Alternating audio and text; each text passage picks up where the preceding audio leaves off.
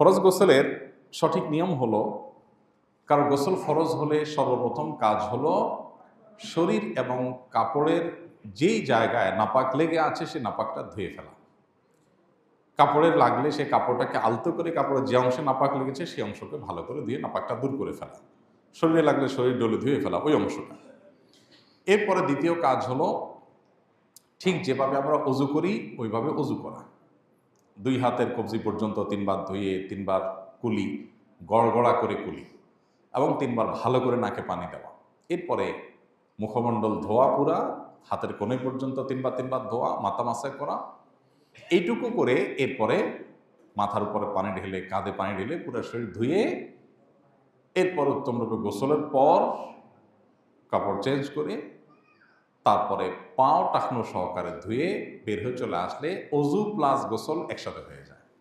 এটা হলো গোসলের সুন্নাহসম্মত উপায়। কেউ যদি এইভাবে না করে, ডাইরেক্ট গিয়ে সরাসরি সে ঝর্ণা ছেড়ে গোসল শুরু করে দেয় বা পুকুরে ডুব দিয়ে গোসল শুরু করে, আগে উজু না করে, গোসল হয়ে যাবে তার, কিন্তু তার এই পদ্ধতিতে গোসলের কারণে সুন্নত আদায় থেকে তিনি বঞ্চিত হবেন। বিধায় সুন্নত আদায় করে গোসল আমাদের করতে হবে এবং সেই চেষ্টা থাকতে হবে। আর গোসলের ক্ষেত্রে শরীরের কোনো অংশ একটা চুল পরিমাণও শুকনা যেন না থাকে, বাহ্যিক অংশ তার সবগুলোই পানি পৌঁছাতে হবে।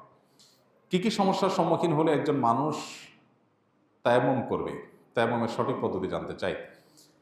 যখন কেউ পানি ব্যবহার করতে অপারগ হবে, পানি আছে কিন্তু ব্যবহার করা যাচ্ছে না, কেন যাচ্ছে না? হয়তো পানি নেওয়া যাচ্ছে না, নেওয়ার কোনো উপায় নেই, অথবা পানি আছে কিন্তু এটা ব্যবহার করলে এত ঠান্ডা পানি যে এর ফলে জীবন হুমকির মধ্যে পড়ে যাবে, এরকম ঠান্ডা, অথবা যেখানে আছেন সেখান থেকে বহুদূর পথ, এর মধ্যে পানি নেই, এরকম পরিস্থিতিতে যেখানে নিরুপায় উজু করা, সেরকম পরিস্থিতি কেউ চাইলে তায়াম্মুম করতে পারে। তায়াম্মুম কি?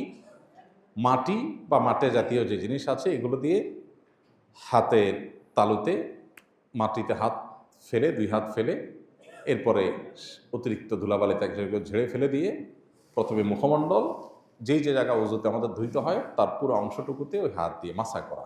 অনেক ধুলাবালি থাকা জরুরি না, হাতে ধুলাবালি দেখা নাও যায় তাও তায়াম্মুম হয়ে যাবে, মাটিতে হাত মারলেই হবে।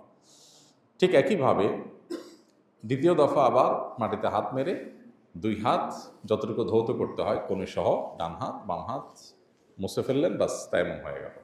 অবশ্য হাম্বলি মাযহাবের ফকিহদের মতে শুধু কোণে পর্যন্ত মাসা করবে হাত, কিন্তু হানাফি মাযহাব অনুযায়ী কোণে পর্যন্ত ধুইতে হবে, কবজি না শুধু। হাম্বলি মাযহাব অনুযায়ী কবজি পর্যন্ত শুধু। তাহলে কোণে পর্যন্ত ধুয়ে মাসা করে ডলে আপনি তায়াম্মুম করে ফেললেন, শেষ। পা মাসা করার কোনো অপশন নাই, মাথা মাসা করার কোনো অপশন নাই। তাহলে এই 2 বার মাটি বা মাটি জাতীয় কিছুতে হাত দিতে পারেন। অনেক সময় দেখা যায় যে মাটি পাওয়া কঠিন হয়, মাটির টুকরা শুকনা অংশ বাহির থেকে আনা যেতে পারে, সেটা হাতে লাগিয়ে তারপর ঝেড়ে মুখ মাসা করা, হাত মাসা করা, বাস অজু শেষ, এই তায়াম্মুম শেষ।